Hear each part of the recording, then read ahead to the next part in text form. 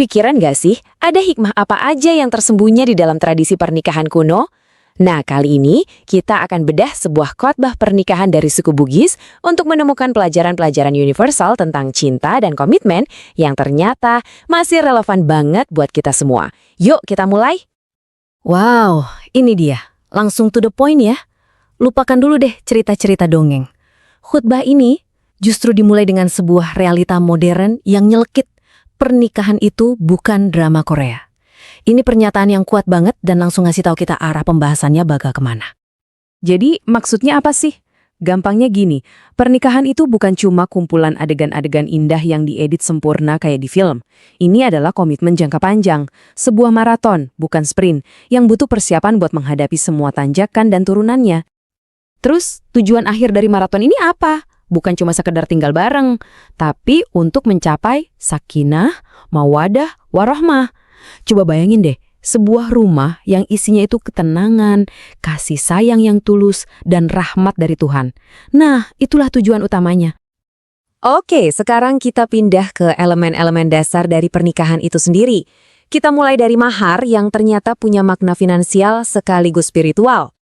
Buat yang mungkin belum tahu, mahar itu apa sih? Singkatnya, ini adalah pemberian wajib dari pengantin pria ke pengantin wanita. Ini bukan sekedar tradisi loh, tapi emang bagian fundamental dari akad nikah dalam Islam.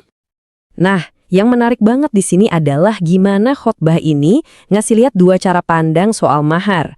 Di satu sisi, ya bisa aja dilihat cuma sebagai transaksi, kayak label harga. Tapi, pandangan spiritualnya jauh lebih dalam, yaitu mahar ini adalah sumber barokah atau berkah ilahi buat masa depan pasangan ini. Dan ini nih, contoh praktisnya. Sang penceramah ngejelasin misalnya ketika seorang suami mau mulai bisnis dan dia minta izin ke istrinya untuk memakai mahar tersebut. Nah, keikhlasan dan ridho dari sang istri itu dipercaya bisa mendatangkan kesuksesan dan berkah buat usaha mereka. Oke, dari mahar kita lanjut ke nasihat-nasihat praktis yang lebih spesifik. Kita mulai dari yang ditujukan untuk para suami. Khotbah ini ngasih 3 aturan yang jelas banget buat suami. Pertama, hindari kata-kata kasar. Kedua, harus setia. Dan yang ketiga ini menarik nih, selalu kasih kabar sebelum pulang. Poin terakhir ini bukan soal ngontrol loh, tapi lebih ke soal menciptakan rasa aman dan saling menghargai. Nah, ini dia penjelasannya. Kenapa aturan pertama tadi penting banget. Kutipan dari khotbah ini benar-benar nonjok ya. Dampak dari kata-kata kasar suami itu abadi.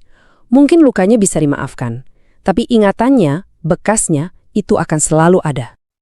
Tentu aja nasihatnya nggak cuma buat satu pihak. Sekarang kita beralih ke hikmah yang diberikan untuk istri yang perannya juga sangat penting dalam menciptakan keharmonisan.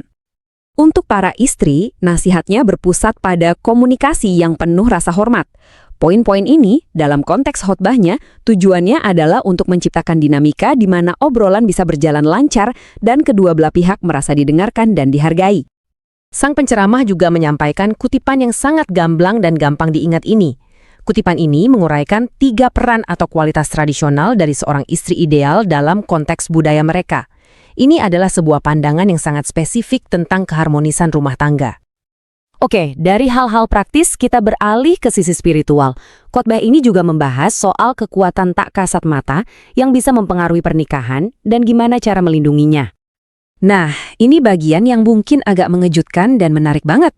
Menurut sang penceramah, ada keyakinan spiritual bahwa ada entitas goib yang secara aktif mencoba memancing perselisihan dan menguji ikatan pasangan yang baru menikah. Terus gimana cara melawannya?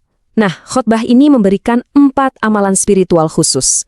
Doa-doa ini dianjurkan untuk jadi semacam perisai untuk menjaga kedamaian dan kesejahteraan keluarga dari gangguan-gangguan yang tidak terlihat.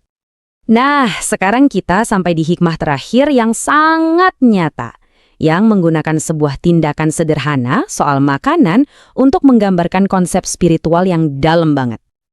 Aturannya simple banget dan jelas. Kalau kita makan dari piring saji bareng-bareng, ambillah makanan dari pinggir.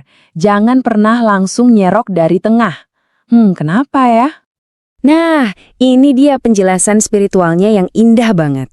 Dipercaya bahwa berkah dari Tuhan itu turun tepat di tengah-tengah makanan.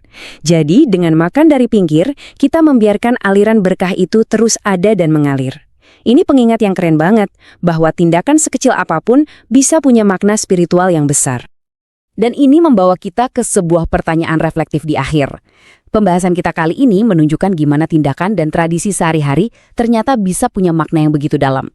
Jadi, coba deh kita renungkan, tradisi-tradisi kecil apa ya di budaya atau keluarga kita sendiri yang mungkin menyimpan hikmat tersembunyi untuk kehidupan yang lebih baik.